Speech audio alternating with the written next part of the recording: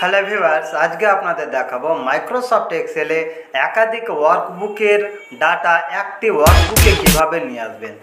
দেখুন এখানে দেখাচ্ছে আপনাদের, এবং এখানে 4টি ওয়ার্কবুক রয়েছে এবং একটি ফাইনাল ওয়ার্কবুক রয়েছে।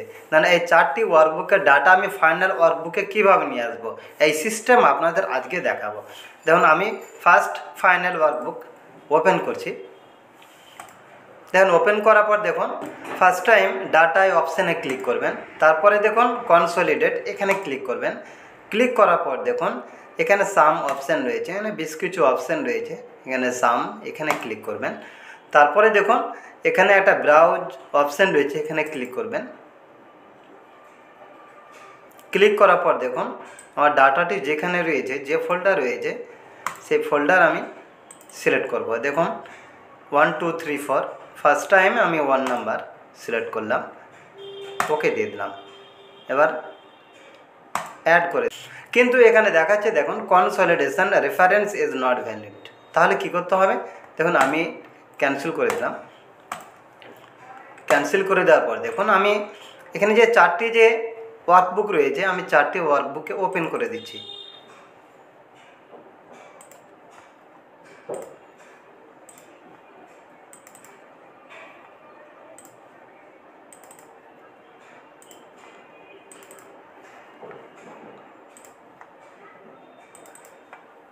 তাহলে দেখুন এখানে 5টি ওয়ার্কবুক ওপেন রয়েছে, একটি ফাইনাল ওয়ার্কবুক এবং 1 2 3 4 এই 4টিতে ডাটা রয়েছে। তাহলে এই 4টি ওয়ার্কবুকের ডাটা আমি ফাইনাল ওয়ার্কবুকে নিয়ে আসবো কীভাবে?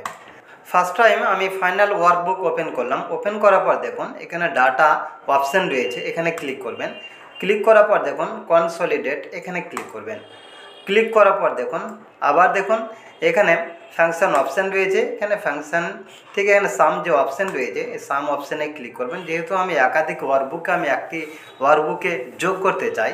তারপরে দেখুন এখানে রেফারেন্স অপশান রয়েছে, এই রেফারেন্স অপশানের মধ্যে এই অপশানে এখানে ক্লিক করবেন। এখানে ক্লিক করার সঙ্গে সঙ্গে দেখুন এইটি স্মল হয়ে গেল। তারপরে দেখুন এখানে ফার্স্টে যে ওয়ার্কবুক রয়েছে নাম্বার 1 কে ওপেন করলাম। ওপেন করার পর আমি সিলেক্ট করে দিলাম। সিলেক্ট করে দেওয়ার পর আবার এখানে ক্লিক করলাম। ক্লিক করার পর এখানে দেখুন অ্যাড অপশান রয়েছে, অ্যাড করে দিলাম।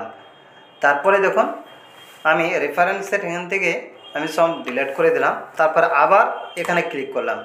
ক্লিক করার পর দেখুন এবার 2 নম্বর যে ওয়ার্কবুক রয়েছে আমি এখানে ক্লিক করলাম এবং সিলেক্ট করে দিলাম সমস্ত ডাটা। তারপরে আবার এখানে ক্লিক করে এটিকে লার্জ করে দিলাম, তারপরে অ্যাড করে দিলাম।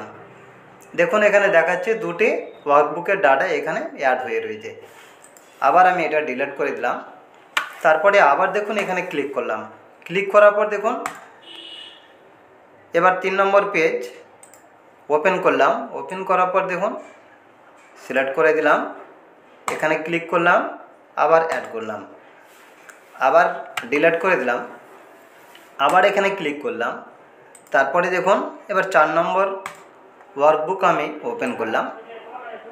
সিলেক্ট করে এখানে ক্লিক করলাম, এবার অ্যাড করে দিলাম। দেখুন এখানে দেখাচ্ছে আমি 4টি ওয়ার্কবুকের ডাটা আমি একসাথে করেছি।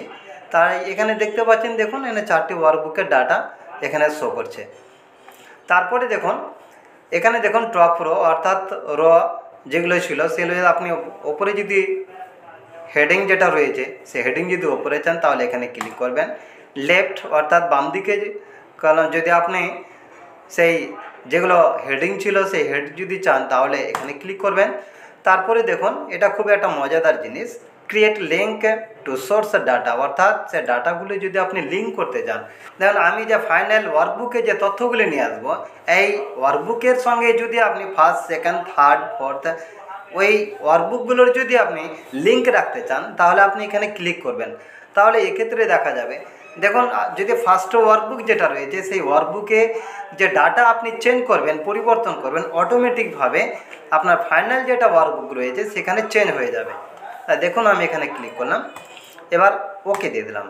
দেখুন দেওয়ার সঙ্গে সঙ্গে দেখুন সমস্ত ডাটা এখানে ক্রিয়েট হয়ে গেছে, খুব কম সময়ের মধ্যে একদম ক্রিয়েট হয়ে গেছে। আমি একটি বক্স করে দিলাম। আমি সংক্ষেপে যে নামগুলো টাইপ করেছি সেই নেমগুলো এখানে চলে এসছে।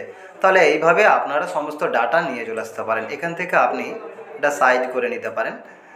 তারপরে দেখুন আমি আপনাদের দেখাচ্ছি যে আমি লিঙ্ক করেছিলাম সেই লিঙ্কটি দেখুন, একটু দেখুন এই যে নেম রয়েছে, আমি দেখুন হিস্টোরি জায়গায় আমি এখানে 90 করলাম, 90। তারপরে দেখুন ফাইনাল ওয়ার্কবুক, দেন এ নাম্বার দেখুন 90 হয়ে গিয়েছে। তারপরে দেখুন আমি আবারও দেখাচ্ছি আপনাদের, ফোর্থ ওয়ার্কবুক আমি ওপেন করলাম, দেখুন এক্সের জায়গায় আমি দেখুন 85 বেঙ্গালি, এখানে আমি 95 করলাম, 95। দেখুন এবার আমি আপনাদের ফাইনাল ওয়ার্কবুক দেখাচ্ছি, এক্স দেখুন 95 অটোমেটিক হয়ে গিয়েছে। তাহলে এইভাবে আপনারা সমস্ত ওয়ার্কবুকগুলিকে একসাথে আপনি করে নিতে পারেন। আশা করি এই ভিডিওটি আপনাদের খুবই কাজে লাগবে। এইরকম অসংখ্য টিপস পেতে আপনি আমার চ্যানেলটি সাবস্ক্রাইব করুন, লাইক শেয়ার ও কমেন্ট করুন এবং নিয়মিত ভিডিও পেতে নোটিফিকেশান অন রাখুন।